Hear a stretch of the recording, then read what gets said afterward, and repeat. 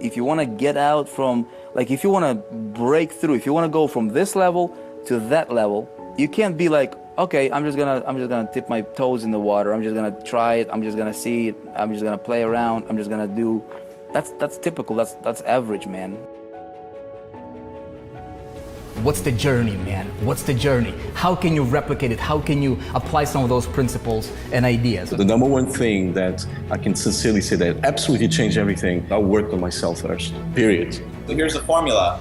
Learn something new, and then do it and implement it. Against all odds, right? Against, everything, they persevered. I didn't have to be that smart guy that's gonna go out and create all this tech stuff. I had found all of these other hidden loopholes within the eBay system, like alternative ways to make money on eBay. And they did it in this industry. They did it in online marketing. All right, hey everybody, welcome back. Welcome to The Journey. My name is Vic Straisius, as you might already know, founder of the 4% Group and your host of The Journey. This is where I get to dissect the success, right, behind the individuals who are worthy to be on the journey. And so this is episode number 12, and today I'm interviewing the one and only Dustin Mathews. Dustin, welcome to the show. Howdy. I'm here with the Speaking Empire Freedom and Wealth Mastermind that we're here. And I'm coming to you guys live over here. Great event you guys got going on. Yeah, thank you. Yeah. It's really cool to have a lot of folks like yourself, People from- 4%ers, right? People from all over, movers and shakers. So Yeah. Here's what we do, Dustin. So I literally just grabbed him and I said, hey, we got the journey coming up right now, right? Let's do the show. This is an excellent, because Dustin, you're somebody who is a major player in the industry, right? You've been on in the internet marketing space. I know you filled up events. You're co-owner of the Speaking Empire, right? You guys do some incredible stuff. You do high-end masterminds. You've done it pretty much all. Yeah. From low ticket to big ticket stuff. I want to know your journey. Yeah. I want to know, how did you go from, when did you get into the industry? Your successes, your failures, your breakthroughs. How did you do it? If there's going to be two groups of people watching this. So group number one is somebody who is just like us, back in the days, right? Just somebody just getting started, aspiring entrepreneur. They want to make it happen. They're all bubbly inside, to make it happen. But maybe they're running to brick wall, right? Another entrepreneur might be watching this. Somebody who is already making it, right? Yeah. But they want to go to the next level. You are somebody who is definitely a 4%er, right? Definitely somebody who's not typical. How long ago did you start doing what you're doing? Well, you said share the story, Vic, so how much time we got? Well, look, here's what I'm fishing for, right? Give us a little a snapshot of who Dustin Mathews is. When did you start? Yeah. How did you start? Yeah. And we're just gonna go from there. We'll just have a conversation. I'm just messing with you. I know. 2004 is what I remember. I came right out of school, and I was a techie, nerdy guy. Yeah. I thought wireless networking was the way of the future, and so while I was in school, I got handed a copy of Rich Dad Poor Dad. Not at school, but actually an ex-girlfriend handed it to me, and I read this book, and it called to me, and I just, this is probably not the best thing to say. I ignored the girlfriend, which is maybe why that didn't happen with her, but I ignored the girl, and I was amazed by this book, because you see, in school I was techie, so I never took business, I never took sales, I never knew personal development, and I read this book, and it said I could become rich in real estate, and I said, wow, I could be this entrepreneur. And my mom had done entrepreneurial activities growing up, but I never just thought. I just thought, you go to school, you get a job, and you just do your thing, and you retire, and you get the watch. And so I got really excited by real estate. The one thing with Rich Dad Poor Dad was go find your rich dad, go find your mentor. And so I went and found Dave Van Hoos at the time, who was just launching a company called Foreclosures Daily. Yep. And so he was literally out of the back of his car selling foreclosure information, teaching people how to buy and sell real estate deals. And so I said to him, teach me how to buy a house and I'll come work for free. You see, what Dave didn't know was I had no internships, or I had no jobs coming out of school. I had this big student debt, but I had nothing going for me. And so I said, this real estate thing looks really cool, teach me it. And so while I was there working with Dave, I found out real estate was not my passion. It was actually the ability to influence. And what I mean by that is, like, you can put words on a piece of paper and get people to buy things. Right. You could get words on a piece of paper and build movements. You can get words on a piece of paper and you can get people to give you money for donations and charity. And it's not just paper now, it's video, it's Facebook Live, it's all these media that we have. And so I instantly became hooked in marketing, and specifically for me, it was copywriting. So 2004, Yeah. you got hooked on this idea. What exactly did you do? How did you make your money? What was the first breakthrough? Walk me through that process of that experience of your first dollar as an entrepreneur. Well, I gotta say, I gotta give props to Dave, who's my partner now. And so I went to work for Dave, and so at the time he gave me an opportunity to really sell. Now I was really shy and introverted, as crazy as that might seem, but I was really shy. And so what I did was I actually leveraged what I learned in school, which was technology. And so we would do these real estate seminars. And so I would invite people through the computer, and Dave barely even knew how to turn on a computer. And so I would do email blasts, I would do fax blasts, at the time, because that was in vogue. And I would send out a message, and I would get people to register for these webinars. So I would make commissions off of that. And so are you learning and applying what you're learning, or that's what I did. I read another book. So obviously we love to read books and learn from other people's success and model that at 4%. And so I read a book about how to write a sales letter, how you could put words on paper. And so I remember going and looking at, the company had some customers, and they told me in the book, the easiest people to market to and sell your vision to are people that have already bought from you. So I said, great, I'm going to create a letter. And I put it on yellow piece of paper, whatever the tips and the tricks were at the time. I downloaded handwriting font, and I sent the letter out. I created a message to those people offering them an additional product or service. Now, Vic, the funny thing is I didn't take the phone calls because I was introverted. I didn't know how to communicate. I was afraid of selling. And so at the time, what I did was I drove all of those leads, essentially, or all those responses to a salesperson. And so what happened was I got part of the commission when that person closed it. So I was the marketing guy in this very fast startup. That's interesting. I didn't even know that story. Yeah. That's awesome, man. So what happened next? How did things progress? So I got hooked. When the phone started ringing and the sales rep was giving me a pat on the back, I'm like, wow, this is cool. I wish I had taken some of these classes. I wish I had learned this.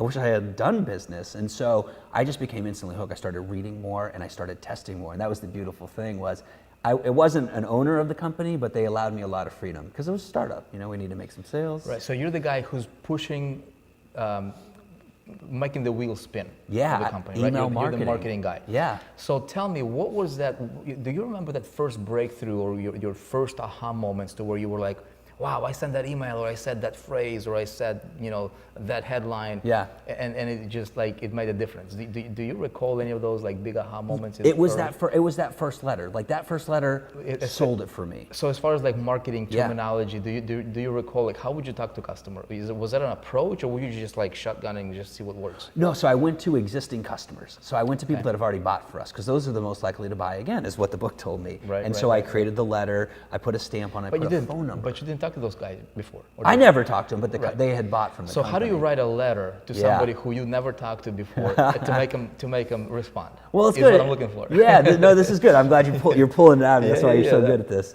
What I did was I just pretended that I was having a conversation, and actually. That's the golden nugget right there. Pretended. Pretended. Yep. Say it again. Pretended that I was having a conversation with that person, not some corporate-y, congratulations, you've bought this thing and now the company, nothing like that, but a conversation like we're doing here, but in words, speak to the people. Love it, man. This is good stuff. Yeah. So continue. So, so it was tough for me to initially to have that conversation. So I started watching the salespeople, right? Because they, the really good ones, the really good ones, and they were just natural. They could communicate, and so I started watching them. And Dave was getting really good at the time. Most people don't know this. My partner Dave, who's considered one of the top now, but they didn't. When he first got started, he learned. He taught himself. We all come from a beginning point. And so I started modeling him, and there was a successful lady in the office, Tangi, that I started modeling. And so I would take their word patterns and their languaging, what would work, and I put that into the letter. And so I started to learn what makes good communication. But I was not doing it over the phone. I was doing it in print. In print. Yeah. So how long have you been doing that stuff for? Oh, wow. So 2004, what are we at, 2017 now? Right. Yeah, so for 13 years, really. You've done the same thing. Correct, yeah, and I've added on to it. So very much I was doing direct mail at the time. Those were letters going out. Right. We did flyers, we've done newspaper, we've done radio, internet marketing now, Facebook Live. So the media changes, but understanding how to get people into action what motivates the masses hasn't changed since really the 1800s. Right. Listen, let's talk about, you mentioned this word action, Yeah. right? I wanna take that and just expand it a little bit. Yeah. You guys filled up events. You did seminars. Give me a little bit more details about that side of your business. Yeah. Because I know you were the guy who's literally putting butts in seats, like on the ongoing basis. Yeah. Right. Walk me through that process. What were your methods? What were your maybe marketing, channels? Some of the things that you've done that worked for you. And then I want to talk a little bit about your mistakes. Yeah. Right. Some things that you guys, you probably done some things that you're like, I could go back and fix it. And then we might talk about some breakthroughs that you guys had. Yeah, absolutely. Over the years. Yeah. So, gosh, 3,000 events marketed and sold through all sorts of channels. And I think that's the big takeaway is most people want the magic bullet, meaning that they want the one newspaper ad or they want the one Facebook strategy to make lots of money or put people on a webinar or to show them a Facebook Live.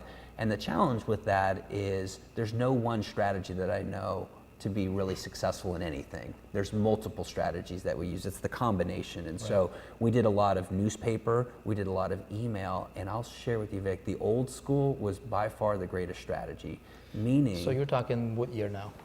2005, 2006, when really things started humming, we started face-to-face. Right.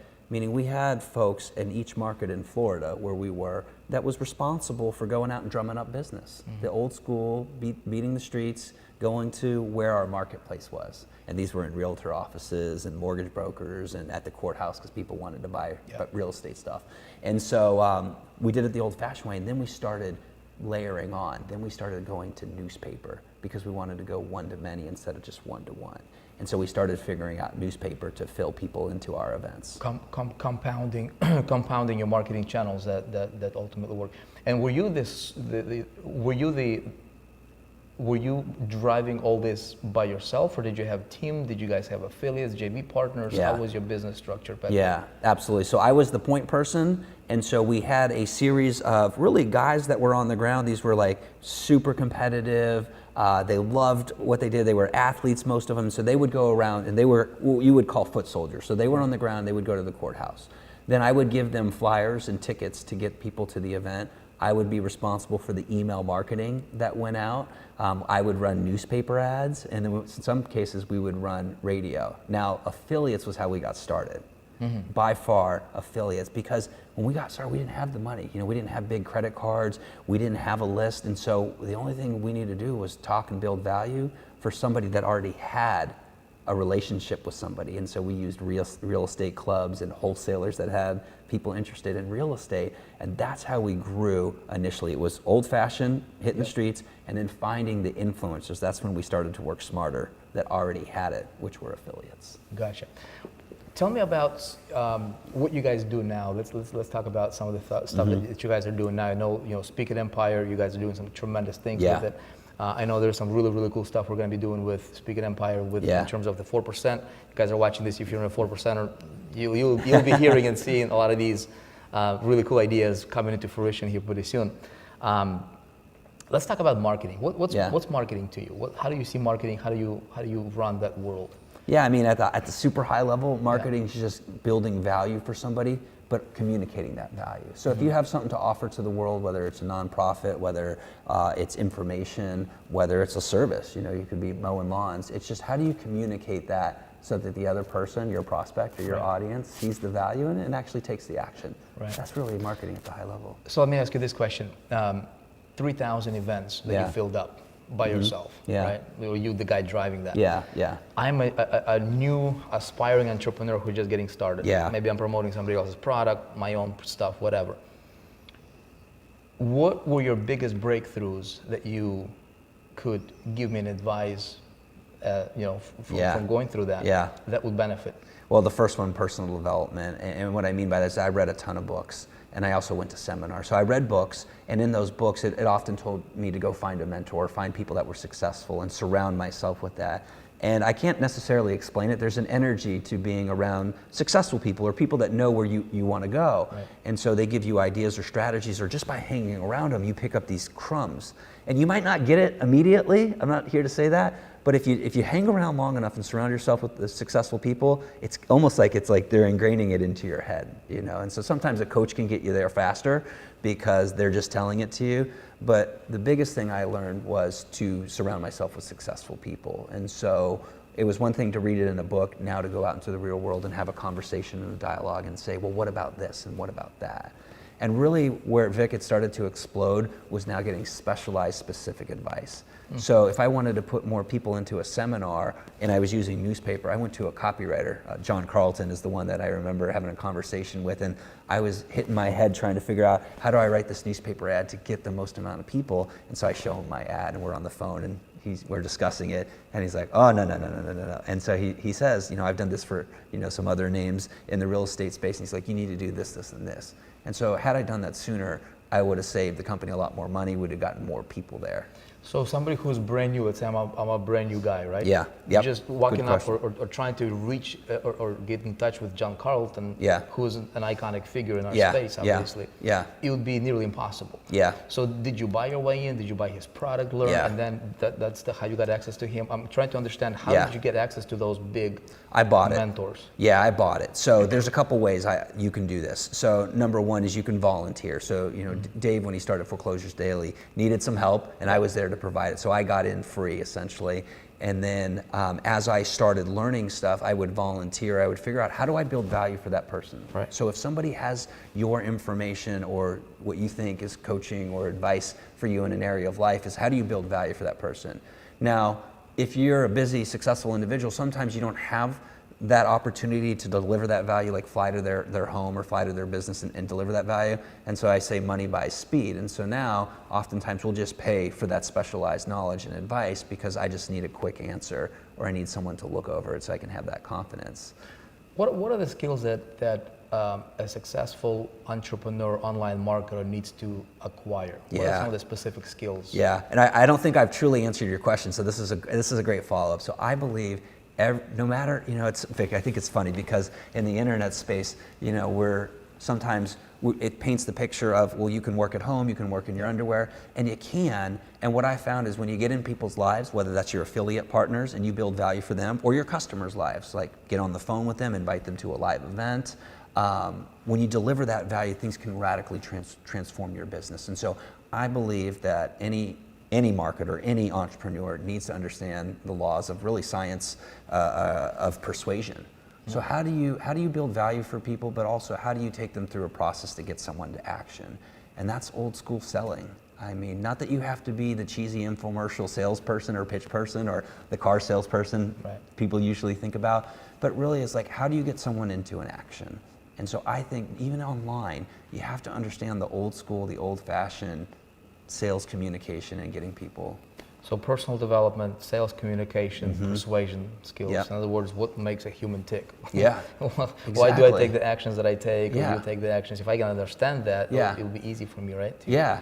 The good news is that it hasn't changed in probably to the beginning of civilization. Most people think it changes because, you know, there's a new strategy, there's a Snapchat strategy now, and, you know, there's a Periscope strategy and all that. Snapchat and Periscope and all these like Instagrams and everything, like what do you use it for?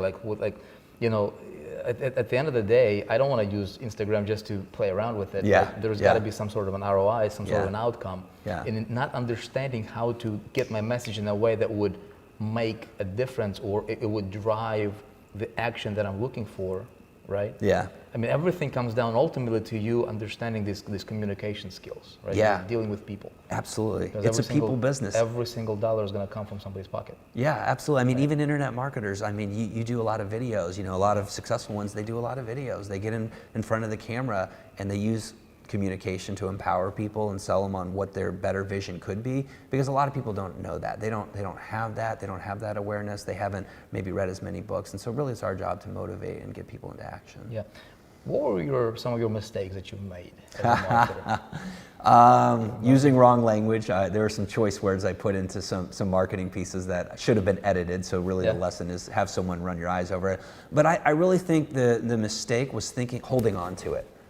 So like for me, I was very much attached to the ego of like, I want to do it this way. So that way I can tell the story of like, I did this newspaper ad. Even if it didn't work. Yeah, I wanted to learn that lesson initially, or the email ad, and so it's a lesson I always have to keep in mind and remember is to let it go, because to further our mission and our cause, I've got to let go. And the great thing about that is if you give people the opportunity to step into leadership space, it really helps them as an individual. And so whether you have employees or you have affiliate partners or just someone else, it's really our job to pass it on to someone else so that they can grow. And then you grow too when you go to the next level. What else? Mistakes. You know, I know this is, you guys are watching this. None of this stuff has been pre-planned. This is literally, we're just commenting live like this, you know.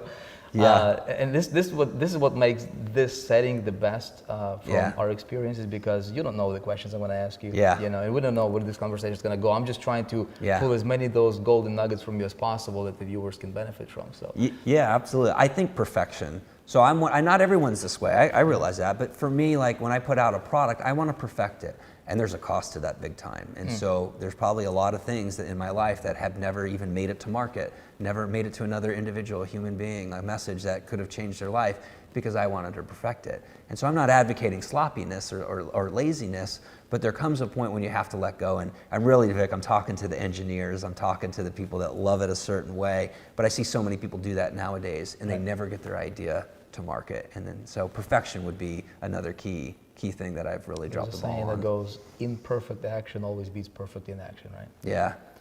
Yeah. Dustin, let's talk to somebody who is, you know, who's looking at this and they're like, my goodness, this is so awesome. Where do I start? What do I do? You already mentioned find a mentor, that kind of stuff, right? If you would give that, summarize your experience, you know, the sum of your experiences, right? What would be your best advice to an aspiring new entrepreneur? Can I say join 4% Club if they haven't? Can you say? Well, why would you say that though? Well, because I know that some people, you know, if they're from afar, right, and so they can't come to a live in-person experience, it's tough sometimes. You know, some people are really remote in the world, I understand. You know, I look at the customer list, you know, of people that we reach now, and so I know sometimes it's not easy to find like-minded individuals. And so whether you mastermind online or you can do it in person, it's important to surround yourself with positive, like-minded people. And the challenge is like when you're at home and you're first getting started, you've got people that love you and care about you, but they hold you back, and they might not know that they're doing that, but they're just trying to protect you. And so they are coming from a place of love, but the challenge is like it never allows you to step into your greatness. And so I say that whether it's 4% Club or a local mastermind group or hiring a mentor, it's very important to read and to find somebody that can give you and bounce your ideas back and forth with. Absolutely. Okay, love it.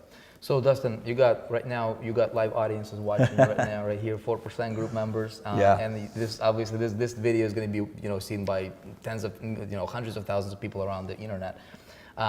Somebody who just became a member of the 4%, you know, they might be a little bit skeptical. Like, sure. I see that guy's making it. I see that guy's making it. I see Dustin Mathews has been in the game since 2004.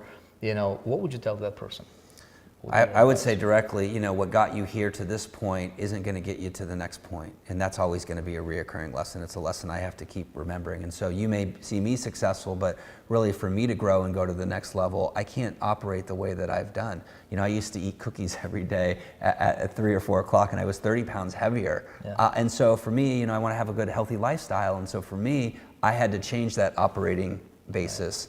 And so my advice is, when you're out of the comfort zone, that's what I really learned. And I always have to remember this because, like, you want to have security in life. And for me personally, when I'm outside the comfort zone in life and relationships and in business, that's where you grow. And yes, you may fail.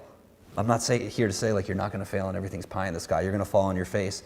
But if you surround yourself with the right people and you have a place to go back to and to share those losses with and failures with, they'll bring you back up, and then oftentimes they'll give you strategies to go explore. And that's the thing, is most people never get enough at-bats. You got to bat, you got to go, you got to take the action. Keep swinging. Yeah, you got to get after. That's how you learn. I mean, that's why I was so blessed, I say, is when I worked for Dave at this previous company, I got to spend lots of money in advertising. And we did so many events that it was so chaotic. And so I was just forced to implement. Like, I had no choice. I had to. The pressure was so high, and I had a budget that I could spend. I was really lucky and gifted at that time to do that. Now I'm doing that with my own money. And I think that's a key lesson when you look at a mentor is I was working for somebody else spending their money, but now here at Speaking Empire, I invest my own money and do it. So I know the pain now of like, you know, a real loss, you know, like a real big loss. And I love the wins, you know, when it's our win here at Speaking Empire. And so I think that's mission critical. What's next for Dustin Mathews? Oh man, the journey of business. Yeah. Yeah, I was just sharing with my wife, Missy, might have been yesterday. We've been doing a lot of stuff lately, so it's running together. So I've been sharing like that personal business is really like personal development at the highest level. I think because you're presented with a lot of opportunities. You know, you do $500,000, there's some challenges with that. You do $1 million, there's some interesting challenges. You do 10 million, as we were doing, you've got these cogs, you've got this machine. And really as an entrepreneur, we're problem solvers. And we provide value not only to customers and clients, but to our employees. So in other words, grow your challenges, make your challenges bigger because everything else kind of follows that. You know? Yeah, I mean the bigger challenges you can solve, the better impact you make in the world, the more money you make, the happier. Yeah, I mean everybody. our mission is bold. So like what I'm personally working on right now, Vic, is culture at Speaking Empire. So I've been really successful, you know, hustling, have a couple key team members that are hustling, but to build our vision to reach 100 million people and transform their lives, we're doing it through 100,000 entrepreneurs and thought leaders. So when we empower their life, they go out and empower their tribe. Right. And we're big believers of the 1,000 true fans, that if you can change 1,000 people's lives, like each person can have 1,000 fans and change their life, we can create massive transformation. So in order for me to hit that crazy goal, that outlandish goal, what we have to do is we have to change. I have to change. And so what I'm really excited about is I'm working a lot on culture. Like, how do I get this out of my head and give it to a team member who is not just there to show up and get a check, but is motivated by it, that's bought in. And how do I get that right team member? Because not everyone's the right team member for that job or this company. That's huge. And so that's what I'm working on right now, and I'm Awesome. I'm excited. Love it. Well, Dustin, appreciate your time. I know we just wrapped up, you know, session here of the mastermind. I appreciate you, brother. You guys in the 4%, you'll be, you know, you'll get to know Dustin and his business partner Dave here very soon as well. We've got some really, really cool stuff coming up. Hey, I want to talk to you. If you're watching this, right? Hopefully you got some value. By the way, let me know in the comments what you think about this. Again, if you're watching this live or recorded, let us know what you thought about this. Hopefully you've got a nugget or two. I always say this one thing. You know, one idea can make you a millionaire. You don't need a bunch. You don't need to overcomplicate this game, right? Keep it simple.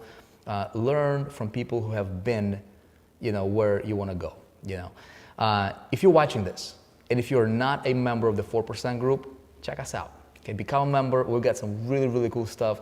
We've got over 100 at the time. Can you believe this? We've got over 100,000 members right now. Wow. At the time of us shooting this particular interview right now. We're on track to hit 1 million members this year. It's incredible, okay? We need people with vision. Okay, we need people who are big thinkers. We need people who are not considered themselves typical, right? We need people who say, you know what, I'm gonna be that 4%er. I'm gonna be that 20% of the 20%, you know? And if that's you, we want to have you inside. Be part of what we do here because it's awesome. Hey, appreciate you guys. Thank you for, so much for your comments. You guys are absolutely incredible 4%ers.